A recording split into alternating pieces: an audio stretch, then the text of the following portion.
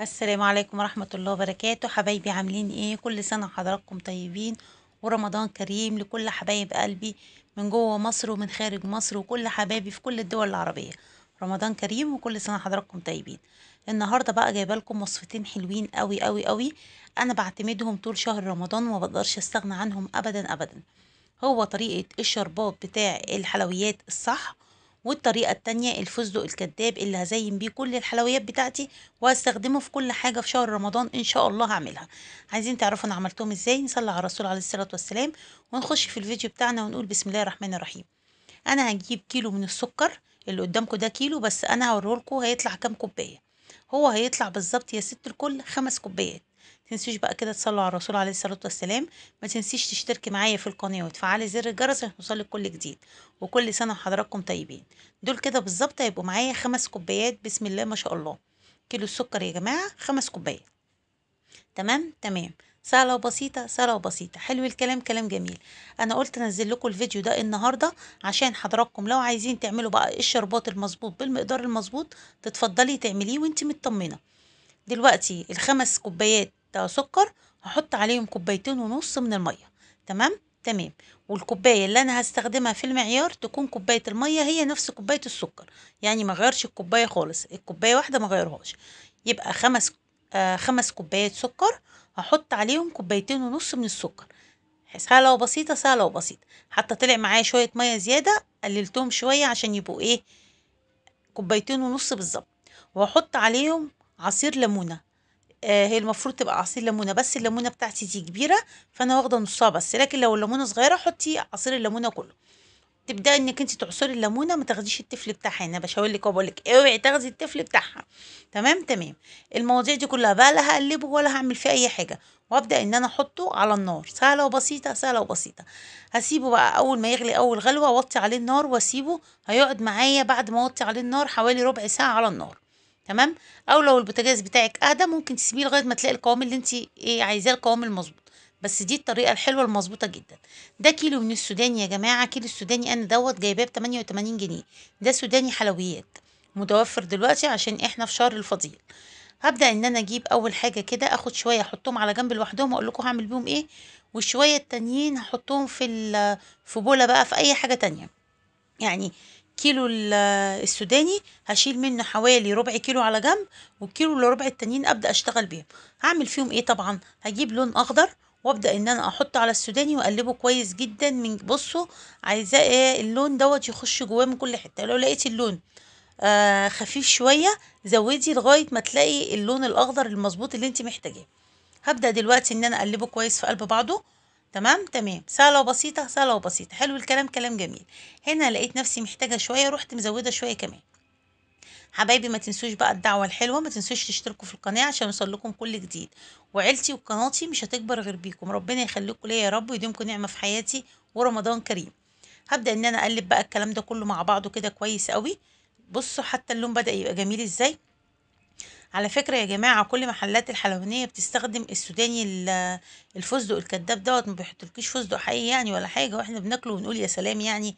مفيش أحلى من كده ولا أطعم من كده. ماشي، فاحنا نحاول نعمل كل حاجة بره في البيت. دلوقتي هجيب صاج معايا كده وابدأ انزل بالسوداني بتاعي كله اللي انا عملته باللون الأخضر. بصوا هو حتى شكله هو دلوقتي شكله هو فستق. ايه رأيكم؟ فستق ولا مش فستق؟ فستق فستق. ايه رأيكم في الجمال دوت؟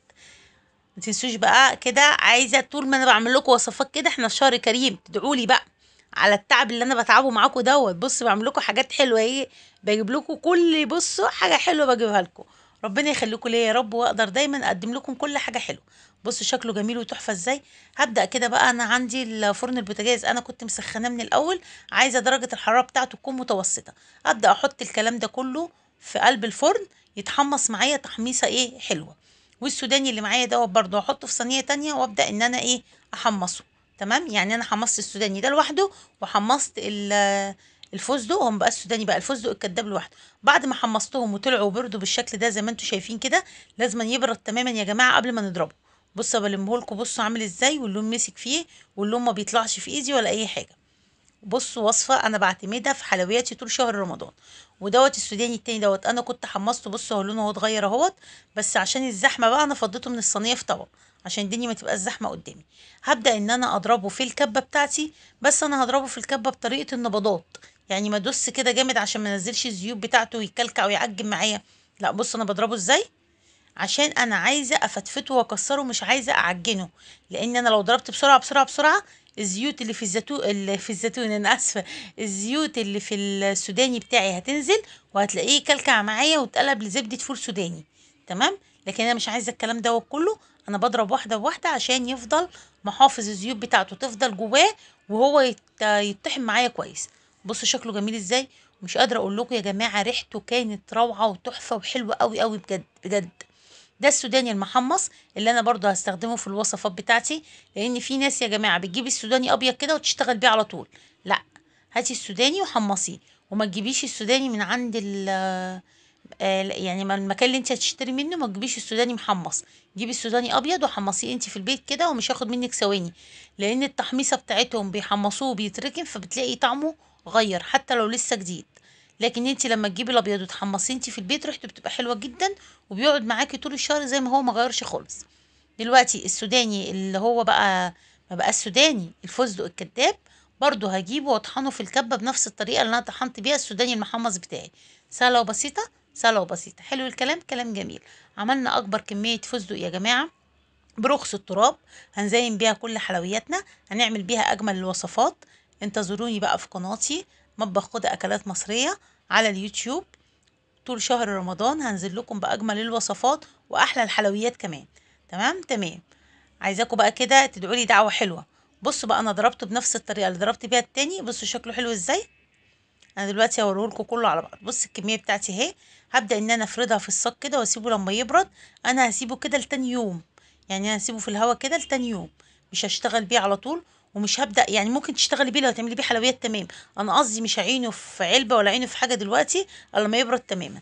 ودلوقتي عندي السكر بتاعي هو برضو، انا سبته على البوتاجاز لغايه ما غلي. وبعد ما غلي اول 10 دقايق وطيت عليه البوتاجاز وسبته. بعد كده بعد عدى ربع ساعة لغاية ما تلاقي القوام المطلوب اللي انت محتاجاه. بعد كده ابدأ ان انا اضيف عليه الفانيليا بتاعتي واقلبها بالراحة خالص. تمام تمام. هتلاقي القوام بتاعك مظبوط، هتلاقيه حلو قوي قوي قوي. وصفة سهلة وبسيطة، ما خدوش مننا حاجة، هنفضل طول الشهر الفضيل نستخدمهم. بصوا يا جماعة بقى، هي حاجات بسيطة، احنا ما بنفرقش عن محلات يعني الحلوانية او اي محل تاني، الا تركات بسيطة قوي، يعني بنعمل نفس الخطوات، وبنيجي على تركاية بسيطة كده تبص تلاقي الدنيا باظت مننا كده. يا رب يكون الفيديو بتاعي النهاردة عجبكم، قدرت اقدم لكم كل جديد. ودايما يا رب اكون عند حسن ظنكم، واقول لكم بصوا هما شكلهم جمال هما الاتنين ازاي. اقول لكم كل سنه وحضراتكم طيبين، ورمضان كريم وصوما مقبولا وافطارا شهيا. وكل سنه حضراتكم طيبين. ما تنسوش تشتركوا معايا في القناه وتفعلوا زر الجرس عشان يوصل لكم كل جديد. واترككم في رعايه الله والسلام.